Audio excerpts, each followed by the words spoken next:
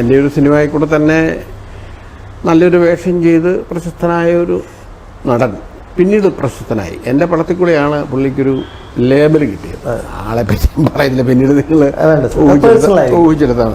ആള് അതിന് മുമ്പ് ചില മിമിക്രിയൊക്കെ ചെയ്തിട്ടുള്ള ആളാണ്. ഏറിയ വേഷങ്ങളൊക്കെ ചെയ്തിട്ടുള്ള ആൾ ഇതിലൊരു നല്ല വേഷം കൊടുത്തു.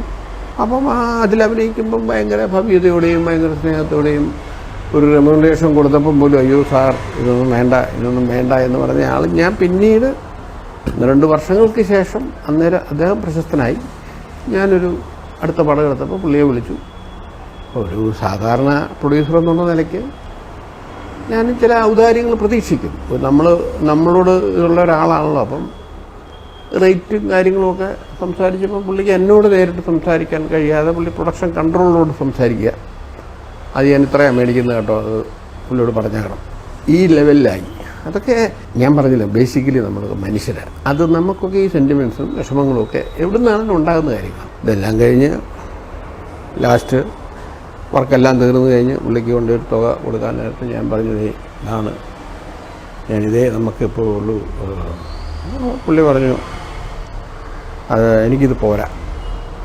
ഞാൻ പറഞ്ഞു അത് പറയരുത്, എൻ്റെ ഇപ്പോഴത്തെ അവസ്ഥ അങ്ങനെയല്ല. അതുകൊണ്ട് ഞാൻ അന്ന് തന്ന തുകയല്ല, അതിനേക്കാൾ വേറൊരു വലിയ തുകയാണ്. പുള്ളി പുറത്തൊന്നും മേടിക്കുന്ന തുകയില്ലെന്നുള്ളത് സത്യമാണ്. അപ്പോൾ പുള്ളി പറഞ്ഞു അത് പറ്റിയരാന്ന് പറഞ്ഞെങ്കിലും ഞാൻ പറഞ്ഞല്ലേ ഇത് തോണ കേൾക്കണം. അപ്പോൾ പുള്ളി എന്നോട് ആ പൈസ മേടിച്ചിട്ട് പുള്ളിയുടെ പെട്ടി തുറന്നതിനകത്ത് ഇട്ടു. ഞാനിപ്പോഴും ഓർക്കുന്നു, അത് മറക്കാത്ത കാര്യം, ജീവിതത്തിൽ മറക്കാത്ത കാര്യങ്ങളാണ്. ഞാൻ ഒത്തിരി ഫീൽ ചെയ്തു. സാർ, ഞാൻ ഇടയ്ക്ക് ഒരു ചെറിയ സംശയം. ഇപ്പൊ പ്രകാശ് എന്ന ഒരു പദം ജോസ് പ്രകാശിലുണ്ട്, പ്രേം പ്രകാശിലുണ്ട്. സാറിന്റെ പുസ്തകത്തിന്റെ ഒരു പ്രകാശ വർഷം, പിന്നെ പ്രകാശ് മൂവി ടോൺ, അങ്ങനെ പ്രകാശ് തേയില. സത്യത്തിൽ പ്രകാശ് എന്ന പേര് പലരും സംശയിച്ചിട്ടുണ്ട്. അത് എൻ്റെ ഫാദറിന്റെ പേരൊന്നും പ്രകാശ് ഒന്നുമല്ല. എൻ്റെ ഫാദറിന്റെ പേര് KJ ജോസഫ് എന്നാണ്. ജോസ് പ്രകാശിന്റെ യഥാർത്ഥ പേര് പുള്ളി KJ ജോസഫ്. എൻ്റെ ഫാദറിന്റെ പേരാ പുള്ളിക്ക്, മൂത്ത ആളാ പുള്ളി. ആ പേരായിട്ടിരിക്കുന്നത്. വീട്ടിൽ വിളിക്കുന്നത് ബേബി. എൻ്റെ പേര് കറിയാച്ചൻ, അതൊരു സാധാ പേരാണ്. അപ്പം ചേട്ടച്ചേർക്ക് ഈ പേരിട്ട് തിക്കുറിച്ച് സുകുമാരൻ നായരാ. ജോസ് പ്രകാശ് ചേട്ടനെ ജോസ് പ്രകാശ് ആക്കിയത് അങ്ങനെയാണ്. അപ്പം അദ്ദേഹം ശരിയോ തെറ്റോയിൽ പാടിക്കാനും അഭിനയിപ്പിക്കാനും ഒക്കെ വിളിച്ചുകൊണ്ട് പോയാണ് ചേട്ടൻ സിനിമയിൽ വരുന്നത്. അപ്പോൾ പുള്ളി തന്നെയാണ് നമുക്ക് പേരൊന്ന് മാറ്റാമെന്ന് ജോസ് പ്രകാശ് പേരിട്ട്.